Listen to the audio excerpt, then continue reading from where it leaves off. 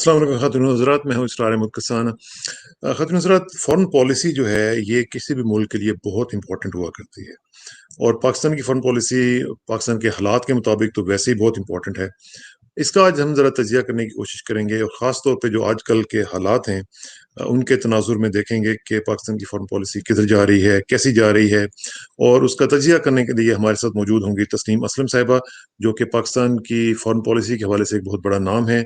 Pakistan foreign office से अब तो रिटायर हो चुकी हैं, लेकिन आपको याद है कि first ever women women spokes person of foreign office, इसके अलावा स्पेशल सेक्रेटरी के तौर पर रिटायर हुई, और यूएन और अमेरिकाज और फिर एम्बेसडर भी रही वहाँ पे, इटली में, मुख्तलिफ जगहों पे काम किया। वेरी बहुत ही डाइवर्स किस्म का एक्सपीरियंस है उनका। उनसे ज़रा आज बात करेंगे और उनसे पूछेंगे कि उनका इस हवाले से, फॉरेन पॉलिसी के हवाले से क्या ख्याल है। अस्सलाम वालेकुम तस्नीम साहब। जी वालेकुम सलाम। तस्नीम साहब, शुरू करते हैं। एक तो ये कि अभी मैं थोड़ी देर पहले देख रहा था कि फॉरेन ऑफिस की आज स्टेटमेंट आई है कुलभूषण यादव के हवाले से, और जी उन्होंने ये कहा है कि जो इंडिया एस्पर्शंस कास्ट करने की कोशिश कर रहा है लीगल प्रोसेस के हवाले से, वो बिल्कुल गलत है। ये क्या हो क्या रहा है? क्या इंडिया डिली डैलिंग कर रहा है? क्या चाहते हैं इस हवाले से जी? देखिए, इंडिया इस केस को आईसीजे लेके गया था जी। और उन्होंने इसमें वियना कन्वेंशन को वो किया था। और जाहिर है कि उन्होंने बहुत सी चीज़ें मांगी थी। उन्होंने ये भी मांगा था कि पाकिस्तान रिहा कर दे कुलभूषण जाधव को, इंडिया के हवाले कर दे। तो हमने भी अपना केस पेश किया। हमने बताया कि ये बंदा पाकिस्तान में टेररिज्म में इन्वॉल्व था, सिर्फ स्पाई नहीं था, वो एक टेररिस्ट रिंग को हेड कर रहा था। तो आईसीजे की जो जजमेंट थी वो वहाँ से इंडिया को पार्शियल सक्सेस मिली, इस हद तक कि उन्होंने कहा कि काउंसलर एक्सेस आप पाकिस्तान प्रोवाइड करे और एक ओपन ट्रायल हो। अब काउंसलर एक्सेस हमने प्रोवाइड की, उसमें भी आपने देखा कि मुख्तलिफ मौक़ों पे उसकी मदर को और वाइफ को जब मिलाया गया, उस वक़्त भी इंडिया ने काफ़ी बदमज़गी की, बाद में भी। और ज़ाहिर है कि वो बहुत स्पेशल ट्रीटमेंट चाह रहे थे। अब ये भी नहीं पता था कि एक ऐसे बंदे को अकेले इंडियंस के साथ छोड़ा भी जा सकता है कि नहीं, वो उसको कोई नुकसान भी पहुँचा सकते थे, वो उसको हाँ। कुछ थ्रेट्स भी दे सकते थे। तो वो एक ऑब्जर्वेशन तो होस्ट कंट्री का राइट होता है कि थोड़ा बहुत आप चेक्स रखें। उस पे भी उन्होंने काफ़ी फसाद फैलाया। उसके बाद उनको कहा गया, क्योंकि आईसीजे का दूसरा था कि ओपन सिविलियन उसमें ट्रायल करें, कि हाई कोर्ट में ट्रायल हो, तो इंडिया को कहा गया अगर आप कोई लॉयर नॉमिनेट करना चाहें उसके लिए, तो वो पहले उस पे ड्रैग करते रहे। उन्होंने जो भी रिक्वायरमेंट्स थी जो कि कंट्री ऑफ ओरिजिन की होती हैं, हम्म। वो उस पे लटकाते रहे कि किसी तरह ट्रायल भी डिले। ऑब्वियसली एक जब ओपन ट्रायल होगा तो वहाँ पे जब एविडेंस भी आएगा तो इंडिया के जो करतूत हैं, जो उनकी टेररिज्म में इन्वॉल्वमेंट है, वो एक दफ़ा फिर से हाईलाइट सामने होगी। आएगी। तो शायद ये भी एक रिलक्टेंस की वजह है। वो उसके ऊपर लटकाते रहते हैं, कुछ ना कुछ निकालते हैं कि ठीक। इश्यूज और या जवाब नहीं देंगे। लेकिन आप क्या समझती ऐसा हैं कि ये भी कि वो एक इशू है कुलभूषण का जो इशू जिसको है, वो बार-बार उठा सकते हैं। जी। जी, मैं ये पूछना चाह रहा था कि कुलभूषण का जो इशू है, इसके ऊपर आप समझती हैं कि जिस तरह के पाकिस्तान ने अभी तक इसको पूरी दुनिया के सामने पोर्ट्रे किया है, वो आप उससे मुतमईन हैं, या अभी आप समझती हैं कि उसमें मजीद, इसमें हमें कुछ कोशिशें करनी चाहिए थी? नहीं, कुलभूषण जादेव तो एक चीज़ है। आपको पता है कि रिसेंटली डोसिये भी प्रेज़ेंट किया गया है, और ये पहली बात नहीं है, कि पहली दफ़ा भी नहीं है, और पहली नहीं हुआ कि हमने इंडिया की टेररिज्म में इन्वॉल्वमेंट के बारे में दुनिया को आगाह किया है। और ना सिर्फ इस बारे में, बल्कि जो इंडिया में so called acts of terrorism होते रहे हैं, जिसमें वो 5 मिनट के अंदर पाकिस्तान पे इल्ज़ाम भी लगा देते रहे हैं कि ये पाकिस्तान से। अभी रिसेंटली भी एक और बहुत ही एक भोंडा सा एफर्ट हुआ था जी हाँ। کہ پاکستان سے 4 ٹیررسٹ آئے اور وہ بیٹھ کے ٹرک میں جا رہے تھے اور ہر چیز میڈ ان پاکستان لے کے گئے کہ لو وہ جو ہمیں پکڑو، والا واقعہ تھا. یہ ایویڈنس ہم آپ کو دے رہے ہیں کہ پاکستان انوالوڈ ہے. اور یہ آج تک ایسے ہی ہوا ہے، چاہے وہ آپ سٹارٹ کر لیں چٹی سنگھ پورہ کا جو انسیڈنٹ تھا جس جی میں ہاں. سکھوں کو مارا گیا تھا جب یو ایس کے پریزیڈنٹ کلنٹن دورہ کر رہے تھے انڈیا اور پاکستان کا. آپ اس کے بعد یہ جو پارلیمنٹ کا اٹیک اس کو لے لیجئے، اس میں بھی جو انڈیا میں نرملا دیش پانڈے بہت ویل ریسپیکٹڈ پارلیمنٹیرین تھیں. انہوں نے ایک fact finding independent fact finding mission head کیا تھا جس میں جرنلسٹ بھی تھے، جس میں لائرز بھی تھے، اور ان لوگوں نے بھی کنکلوڈ کیا کہ یہ ایکٹ کہیں باہر سے ہو نہیں سکتا. اور افضل گرو کا جو وہ نام لگا رہے تھے کہ وہ تو سرویلنس میں تھا ان کی وجہ سے ایک بار ہفتے میں پولیس کو رپورٹ بھی کرنا ہوتا تھا، سوال ہی پیدا نہیں ہوتا کہ وہ کوئی ایسی چیز پلان کر سکے. تو یہ بھی ایک طرح سے انسائڈ جاب ہی تھا. سکھوں والا جو پاکستان پہ انہوں نے لگایا، وہ کمیشن انڈیپینڈنٹ کمیشن جو سکھوں کی انسسٹنس پہ بنا تھا، اس نے کنکلوڈ کیا کہ جی یہ انڈین فورسز نے مارا ہے سکھوں کو. سیکیورٹی فورسز نے، انہوں نے 5 کشمیریوں کے گھروں سے لڑکوں کو اٹھا کے ان کو گولی مار کے لے جا کے دفن کیا اور کہا کہ ہم نے 5 پاکستانی ٹیررسٹ مار دیے ہیں. بہت ہی ڈیمننگ قسم کا، بہت بڑی سی وہ والومنس رپورٹ ہے.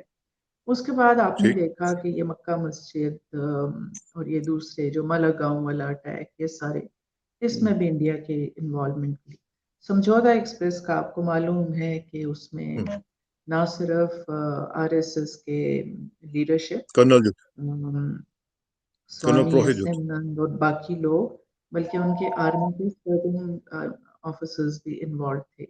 بہت وہ بھی ایک بڑی کانسپریسی تھی جس کو ایک پولیس آفیسر کارکارے نے انرتھ کیا تھا، اور اس کو ریوارڈ یہ ملا کہ ممبئی اٹیک جب ہوا تو پہلے 5 منٹ کے اندر کلوز رینج پہ اس آفیسر کو گولی مار کے اس کی جان لے لی گئی. تو اب ممبئی کے بارے میں بھی آپ کو معلوم ہے کہ انڈیا اس کو کنکلوڈ نہیں کرنا چاہتا، کیونکہ ایک ان کو پروپیگنڈا، ایک ٹاکنگ پوائنٹ ملا ہوا ہے کہ پاکستان کو اپڈیٹ نہیں کر رہا. ہاں اور اس ہاں پہ آپ نے دیکھا ہے کہ انڈیا کے اندر سے بھی آوازیں اٹھ رہی ہیں، کتابیں لکھی گئی ہیں. ایک ہے ہو کلڈ کارکارے، پھر ایک اور کتاب آئی ہے انڈیاز بٹریل کے نام سے، جی شاید اسی قسم کا کچھ نام ہے، جس میں یہ اس کو ایک فالس فلیگ آپریشن ہی بتایا گیا ہے.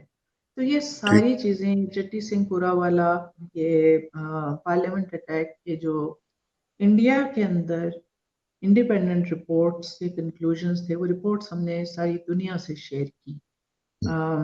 آج دن تک کیا اس پہ انڈیا کی کوئی بات ہوئی ہے؟ تو یہ نہیں ہے کہ کوئی لیک آف ایفرٹ ہے، پہلی دفعہ ہاں پاکستان نے کیا ہے، یا کلبھوشن جادیو کے بارے میں ہم پہلی دفعہ بتا رہے ہیں. یہ تو آپ دیکھیں جب سے مکتی واہنی بنانے سے لے کے پوری ہسٹری ہے.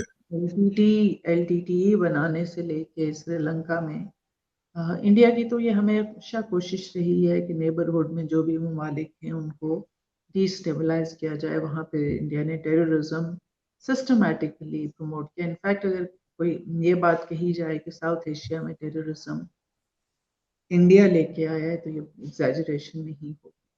ٹھیک ہے. اچھا، تو پھر جو آپ بات کر رہی ہیں تسنیم صاحبہ، اس میں جو ابھی ریسنٹلی ہم نے جو ڈوسیئر دیا ہے، جس میں آپ کو یاد ہے کہ شاہ محمود قریشی صاحب بھی بیٹھے ہوئے تھے اور D G I S P R بھی بیٹھے ہوئے تھے، اس ڈوسیئر میں اور پچھلی جو ہم لوگ ایفرٹس کرتے رہے ہیں اس میں کیا فرق ہے؟ اور اگر فرق ہے تو پھر ہم اس کو کس طریقے سے پوری دنیا کو دکھا رہے ہیں کہ جناب یہ دیکھیے، یہ ہمارے پاس پروفس ہیں؟ کیا آپ اس سے مطمئن ہیں؟ اور جو جس طرح کا ڈوسیئر اب پیش کیا گیا ہے، ہاؤ ڈفرینٹ اٹ از؟ دیکھیے، ایک تو یہ کہ اگر لوگ بات کرتے ہیں کہ پاکستان نے اگر اتنے عرصے سے، آپ نے بہت صرف کوئی آج کل کی بات نہیں کی، آپ نے پچھلے کئی سالوں سے جو انڈیا کر رہا ہے افغانستان کے ذریعے جو ہو رہا ہے، وہ چیزیں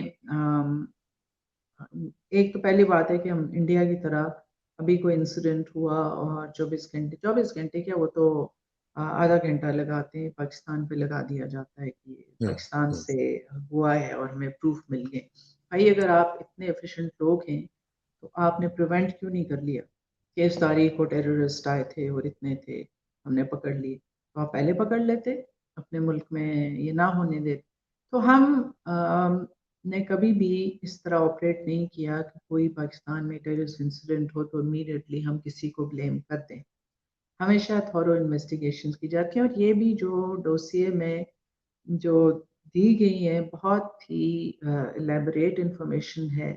لوگوں کے نام ہیں، کالز ہیں، ہوں، اور کس کا کس سے کنیکشن، کتنے پیسے کن بینکوں کے تھرو ٹرانزیکشن. آپ نے دیکھا ہوگا یہاں تک اس میں ڈیٹیلز ہیں کہ کون سے ٹیررسٹ کو کہاں پہ ٹریٹمنٹ کروایا گیا، کب ہوں. کب ٹریول کیا، کن ناموں سے کیا، کون سے پاسپورٹس تھے. تو یہ چیزیں جمع کرنے میں، ان کو کورابوریٹ کرنے میں، بار بار اتھینٹیکیٹ کرنے میں، کیونکہ ہم جھوٹے الزام لگانے کی روایت نہیں ہے ہماری. تو وہ سب چیزیں کر کے تو بہت ہی ایک کمپریہنسو ڈوسیے ہے جس کو انڈیا ڈینائی نہیں کر سکتا. اور دنیا ٹھیک. میں بھی جہاں جہاں شیئر کیا گیا ہے کوئی اس کو کوشچن نہیں کر سکتا کہ ہوں، جو انفارمیشن ہے یہ ایسے ہی بیٹھ کے جس طرح بھارت میں ہوتا ہے کہ چند لوگ جمع ہو کے ایک کافی گروٹیسک قسم کی امیچور ہوں. قسم کا وہ جو چیزیں بناتے ہیں، اس کے مقابلے میں یہ بہت سالڈ کام ہوا ہے. تو اب اس کے اوپر فالو اپ آپ سمجھتی ہیں کہ ہونا چاہیے، ہوتا رہے گا مزید؟ بالکل ہوگا، بالکل ہوگا. پہلی بات تو یہ ہے کہ آپ دنیا کو بھی یہ دیکھنا پڑے گا کہ جب آپ کو اتنا سالڈ ایویڈنس دیا جاتا ہے بھارت کے، مانا کہ جیو پولیٹیکل ایجنڈاز ہیں، انٹرسٹ ہیں، آپ کو بھارت سے کچھ کام کروانے ہیں، ان کو چائنا کے سامنے کھڑا کرنا ہے، اس کو سو کالڈ انڈو پیسفک میں ہوں، جو بھی اس کا سے گندا کردار کروانا ہے، وہ ہے کوڈ ہے، ملٹری ایکسرسائز ہے، اکوپمنٹ ملٹری ہارڈ ویئر بیچنا ہے. ہوں، یہ ہوں. سب چیزیں اپنی جگہ، یہ انٹرسٹ سب سمجھتے ہیں، بزنس انٹرسٹ ہیں. لیکن جب اتنا سالڈ آپ کے سامنے انڈیا کی اسپانسرشپ ٹیررزم کی آئے گی تو کیا آپ اس کو دوسری طرف کتنا عرصہ دیکھیں گے اور کس ہوں. کریڈیبلٹی کے ساتھ دیکھیں گے؟ وہ ممالک جو جنہوں نے ملینز مار دیے کہ وہ ٹیررزم کو دنیا سے ختم کریں، حالانکہ وہ ایک الگ سٹوری ہے، اس میں بھی ایک ہاں. بہت ہی بھیانک دنیا کی ہسٹری میں وہ بھی ہیں چیپٹرز. اس پہ بھی ہم ابھی نہیں جانا چاہوں گی، لیکن جو ایٹ لیسٹ پروفیسڈ ان کی ہوں. کمٹمنٹ ہے ٹیررزم کے خلاف، تو ہم اس پہ پھر کچھ نہ کچھ تو ان کو دیکھنا ہوگا، ٹھیک. جواب دینا ہوگا. ٹھیک ہے. اچھا تسنیم صاحب، ذرا تھوڑا سا کشمیر کی بات کر لیتے ہیں. جموں کشمیر میں جو مقبوضہ جی کشمیر ہے اس میں آپ کو پتا ہے کہ اب الیکشنز کا ایک انہوں نے نیا ایک سٹنٹ شروع کیا ہوا ہے، ڈسٹرکٹ کونسل کے جو الیکشنز ہیں. اب اس میں مجھے جو پتا چلا ہے وہ یہ ہے کہ ایون جو یہ جو گپکار ڈکلیریشن والے لوگ ہیں، محبوبہ مفتی اور شیخ عبداللہ جی وغیرہ، ان کو بھی لیول پلئنگ فیلڈ نہیں دیا جا رہا، بلکہ محبوبہ مفتی نے تو یہ کہا ہے کہ Delhi has told me to fall in line اور بیئر دا کانسیکوینسز. اب یہ جو جی صورتحال ہے اس میں اب کیا دیکھ رہی ہیں کہ کیا سچویشن ہوگی؟ یہ فیزز میں آئے گا، 7-8 فیزز ہیں الیکشنز کی. تو یہ بی جے پی تو ان کو وہاں پہ ان کو جو ان کے ساتھی ہوا کرتے تھے ان کو بھی لیول پلئنگ فیلڈ نہیں دے رہی ہے. دیکھیے، پہلی بات تو یہ ہے کہ میں تو ان لوگوں کو ابھی تک کوئزلنگز ہی سمجھتی ہوں. ان کا رول کشمیر میں ٹھیک ہے، وہ بات کرتے ہیں، اب بولتے بھی ہیں. اب ان کو محمد علی جناح بھی یاد آ جاتے ہیں، اب ان کو غلطیاں بھی ان کے اپنے ہوں، آباء و اجداد، کیونکہ یہ تو نسل در نسل وہ لوگ ہیں جنہوں نے کشمیریوں کو بیچا ہے. اچھا. تو آج ان کو زیادہ بہت ان کی کریڈیبلٹی ہمیں بلڈ کرنے کی ضرورت نہیں ہے. ہوں، آپ کو نہیں معلوم کہ کل اگر یہ ان کو so called level playing field تو کشمیر میں کبھی ہوتی نہیں ہے، لیکن ان کو کچھ اسپیس مل جاتی ہے تو کل یہ پھر بھارت کے وہاں پہ ہاں. نمائندے ہوں گے. اس لیے ان کا زیادہ میں نے دیکھا ہے کہ کچھ سرکاری طور پہ بھی بعض دفعہ یہ ہوتا ہے کہ ان کی سٹیٹمنٹس کو بہت ویٹیج یا بہت ہائی لائٹ کیا جاتا ہے جی، جو کہ شاہ نہیں محمود قریشی کرنا صاحب نے چاہیے، خود کہا تھا. اس لیے کہ ان لوگوں کا آپ اگر دیکھیں جنریشن سے کیا رول رہا ہے، تو ان کو کل تھوڑا سا ملے گا موقع اگر یہ الیکشن میں جانا چاہتے ہیں. اس کا مطلب ہے کہ یہ جس فریم ورک میں وہاں پہ الیکشنز ہوں، جس فریم ورک میں انڈیا کوئی سیٹ اپ بنائی ہے، اس کا حصہ بننے کو تیار ہیں اگر ان کو بننے دیا جائے. تو ہاں. اس لیے ان کی تو کوئی کریڈیبلٹی نہیں ہے میری نظر میں، کشمیریوں کی نظر میں بھی نہیں ہونی چاہیے، نہیں ہوگی. اور اسی طرح جو کشمیر میں اصل مسئلہ ہے فوکس اس پہ کرنا چاہیے. وہ الیکشنز یا اٹانومی نہیں ہے، وہ کشمیریوں کا رائٹ ٹو سیلف ڈٹرمنیشن ہے اور ان کے بنیادی حقوق ہیں جن کی بڑی ہی کہنا چاہیے کہ بہت کنسسٹنسی کے ساتھ اور ایک بہت ہی بڑے اسکیل پہ وائلیشنز ہو رہی ہیں. وہاں پہ ایک ظلم و ستم ہو رہا ہے، اور جینوسائیڈ اور کیا ہوتی ہے جب آپ ایک میجورٹی کو جن کی وہ لینڈ ہے ان کو مار پیٹ کے ان کا قتل عام کر کے ان کی زمینوں پہ ان کے علاقے پہ باہر سے لوگ لا کے تو آپ ڈیموگرافی وہاں کی چینج کرنا چاہیں تو جینوسائیڈ تو یہی ہے. نسل کشی کیا ہوتا ہے، کیا ہوتا ہے؟ ایتھنک ٹھیک بات، کلینزنگ کیا ہے. ٹھیک بات. اچھا، ایک اور چیز جو بڑی آج کل ہاٹ ٹاپک کے طور پر ڈسکس ہو رہی ہے وہ ہے اسرائیل کی ریکگنیشن اور اس کی نارملائزیشن. ہم نے دیکھا کہ پہلے یو اے ای اور پھر سعودی عرب کے بھی چانسز ہمیں نظر آ رہے تھے، پھر بحرین وغیرہ نے بھی آن بورڈ چلے گئے. کیا یہ ہم نے دیکھا کہ ہمارے خود اپنے جرنلسٹ اور ایک ریٹائرڈ جنرل جو ہیں انہوں نے بھی اس کے اوپر بات کی، ایک نان ایشو کو ایک ایشو بنانے کی کوشش کی گئی. عمران خان صاحب جو ہیں وہ کہتے ہیں انڈر پریشر ہوں، بڑا پریشر آ رہا ہے. یہ ایوری ناؤ اینڈ دین یہ کیوں ہو رہا ہے؟ یہ what kind of pressure it is? Economic pressure ہے یا پولیٹیکل ہے یا ایون لائف کا بھی پریشر ہے؟ دیکھیے پہلی بات تو یہ ہے کہ پرائم منسٹر نے بہت کلیئرلی پالیسی اپنی گورنمنٹ کی بیان کی ہے، ریپیٹڈلی اسٹیٹ کی ہے کہ اسرائیل کو ریکگنائز نہیں کیا جا سکتا. یہ آپ کی جو آئیڈیالوجی ہے، آئیڈیالوجی آف پاکستان جس کی بیسس پہ یہ ملک بنا ہے، جس کی بیسس پہ یہ نیشن کو ایک لینڈ ملی ہے اور ایک ملک کریٹ ہوا ہے، اس کے فنڈامنٹل پرنسپل میں سے جو قائد اعظم محمد علی جناح نے پاکستان بننے سے پہلے بھی بہت ایلیکوینٹلی اور ریپیٹڈلی بیان کیے ہیں. جہاں تک بحث کا تعلق ہے، میرا خیال ہے آپ بھی سمجھتے ہیں، میں بھی سمجھتی ہوں کہ یہ ہوا میں نہیں ہوتا، کوئی نہ کوئی یہ بحث پاکستان میں کرواتا ہے. بار بار اس کو چھیڑا جاتا ہے، واٹر ٹیسٹ کیے جاتے ہیں، لوگوں کا رسپانس دیکھا جاتا ہے. تو پاکستان میں یہ ایک تو پہلی بات ہے ایک نان ایشو ہونا چاہیے، کیونکہ جو چیزیں آپ کی سیٹلڈ ہیں اس کو خام خواہ کھول کے اس کے اوپر اس قسم کے ڈسکشن کا کوئی فائدہ نہیں ہے. اور جہاں تک پریشر کا تعلق ہے، پریشر آپ جتنا لیں گے اتنا آپ پہ پریشر ڈالا جائے گا. یہ بات کی جاتی ہے کہ جی ہمارے لیے بہت کچھ کیا، ہمارے اوپر بڑے احسان ہیں. بھی ہم نے بھی بہت کچھ کیا. کوئی بھی ریلیشن شپ ون وے اسٹریٹ نہیں ہوتی، نہ ہماری گلف ممالک کے ساتھ ون وے اسٹریٹ رہی ہے. بہت کہا جاتا ہے کہ جی ہمارے اتنے ملین پاکستانیوں کو روزگار ملا ہے.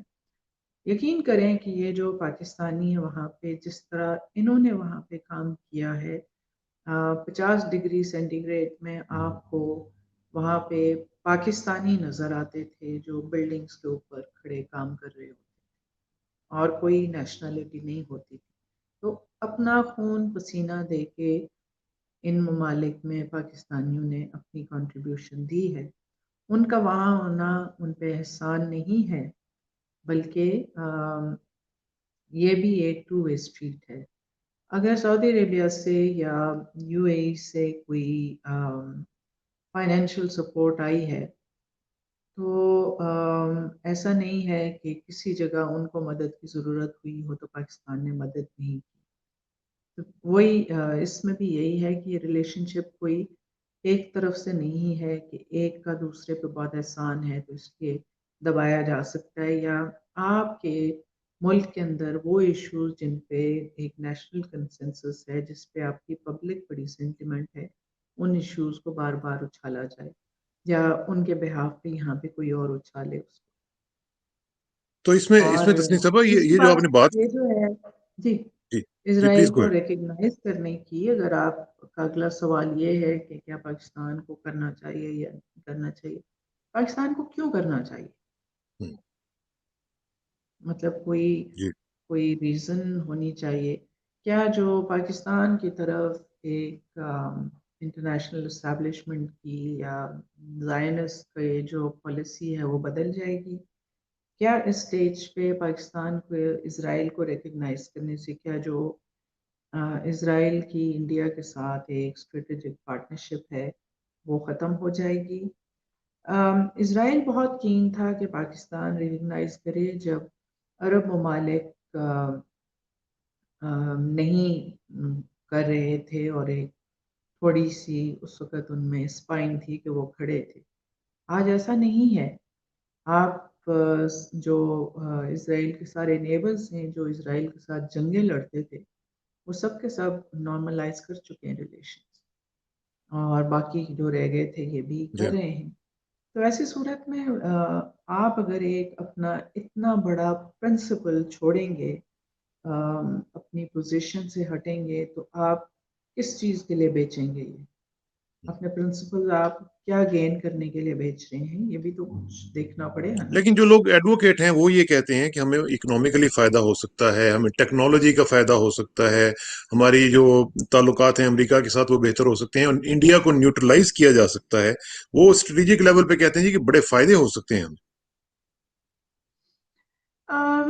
میرا خیال ہے کہ بڑے پتہ نہیں کس پرزم سے دیکھتے ہیں لوگ، کیونکہ آپ کو ٹیکنالوجی ابھی ابھی بھی جب آپ امریکہ کے پارٹنر تھے افغانستان میں سوویت یونین کے اگینسٹ، اس وقت بھی امریکنز آپ کے نیوکلیئر پروگرام کو اپوز کر رہے تھے. اس کے بعد سیکنڈ ٹائم 9/11 کے بعد جب امریکہ نے پھر سے افغانستان کو انویٹ کیا، پھر آپ ان کے ایلائی بن گئے. کیا انہوں نے آپ کے ملک میں جو وہ چیزیں جو پاکستان کو ڈی اسٹیبلائز کرتی ہیں وہ بند کر دی تھی؟ بلکہ اور زیادہ تیزی سے پاکستان میں وہ پھیلی ہیں اور ہوئی ہیں. تو آپ کو اس سے یہ بھی خام خیالی ہے لوگوں کی، یا شاید وہ جو انٹرنیشنل ایک پاور سٹرکچر ہے اور وہ کیسے بیہیو کرتا ہے، وہ کیسے دیکھتا ہے، ان کی انٹرسٹ کیا ہیں، اس میں پاکستان کبھی بھی یو ایس کے ساتھ ہماری کنورجنس ہو ہی نہیں سکتی ہے. اسی طرح آپ اگر دیکھ لیں اسرائیل کے ساتھ بھی آپ کیا کریں گے؟ کل مسجد اقصیٰ اگر شہید ہو جاتی ہے تو آپ کہیں گے نہیں ہمیں کچھ اکنامک بینیفٹس مل رہے ہیں اس لیے اسرائیل کے ساتھ ہم نارملائز کریں گے ریلیشنز. فلسطینینز کے لیے زمین تنگ سے تنگ ہوتی جا رہی ہے، تو اگر ہم کہیں کہ ٹھیک ہے یہ ہمیں میٹر نہیں کرتا کچھ اکنامک بینیفٹس، تو کیا اکنامک بینیفٹس؟ کون سی ٹیکنالوجی ٹرانسفر ہوگی آپ کی طرف؟ میں جو پہلے بات کری تھی کہ وہ جو آپ کی ٹرانزیکشنل ریلیشن شپ میں یو ایس کے ساتھ جو اپس اینڈ ڈاؤنس میں جو اپس والے پیریڈ تھے، اس میں بھی انہوں نے پاکستان کے نیوکلیئر پروگرام کو پوسٹ کیا، پاکستان کو ٹیکنالوجی ٹرانسفر نہیں ہونے دی. سینکشنز لگائیں. جی، سینکشنز کبھی ہٹا بھی دیتے تھے، کبھی لگا دیتے تھے. کچھ ایڈ بھی تھی جو صرف ان چیزوں پہ خرچ ہو سکتی تھی جو کہ وہ امریکہ کی جو پرائرٹیز تھیں پاکستان میں. ایک چیز. دوسرا کہ آپ کو جو ری ایمبرسمنٹ ہوتی تھی اس کو بھی وہ کیونکہ ہم نے بھی ایکسیپٹ کر لیا کہ کولیشن سپورٹ فنڈ ہے، ہوں، حالانکہ وہ آپ کی ری ایمبرسمنٹ تھی، جو آپ کو وہ کہتے ہیں ہم نے اتنے بلین دیے، اتنے جی بلین ہاں، دیے، اس میں سے تو جو یو ایس ایڈ کے تھرو پاکستان کے بہت سی چیزوں کو میں امریکن ایجنڈا پروموٹ کرنے پہ وہ پیسہ خرچ ہوا، ہوں، آپ کو اس میں سے کیا ملا؟ کوئی بھی ملک کسی دوسرے سے مانگ تانگ کے نہ ٹیکنالوجی میں آگے جا سکتا ہے، نہ اکنامک ڈیولپمنٹ اچیو کر سکتا ہے کہ اس کے لیے آپ اپنے پرنسپلس کا سودا کر لیں۔ ٹھیک ہے، اگر اس میں اب دیکھیے کہ میں آپ کو ایک بڑی امپورٹنٹ ڈیولپمنٹ آج کی میں آپ کو بتانا چاہ رہا ہوں، اور وہ یہ ہے کہ سی آئی اے کے فارمر چیف ڈائریکٹر جو تھے جان برینن، انہوں نے یہ کہا ہے کہ اسرائیل شامل تھا اسامہ بن لادن کے قتل میں۔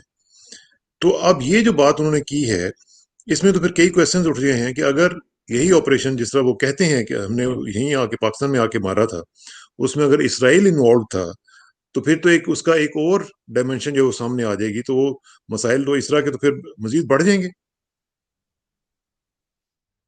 دیکھیں، یہ پاکستان کی تاریخ کے کچھ شرمناک جو چیپٹرز ہیں ان میں سے ایک ہے۔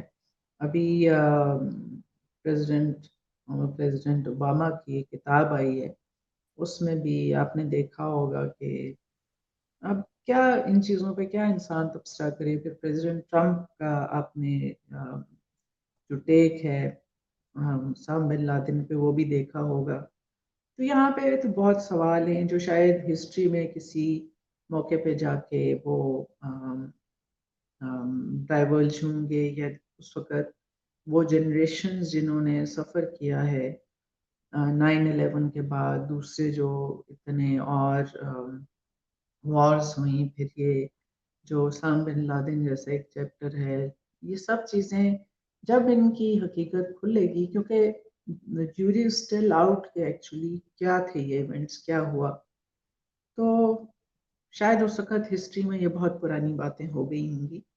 اس لیے کون شامل تھا کون نہیں شامل تھا اس پہ I don't think I'm in a position to say anything.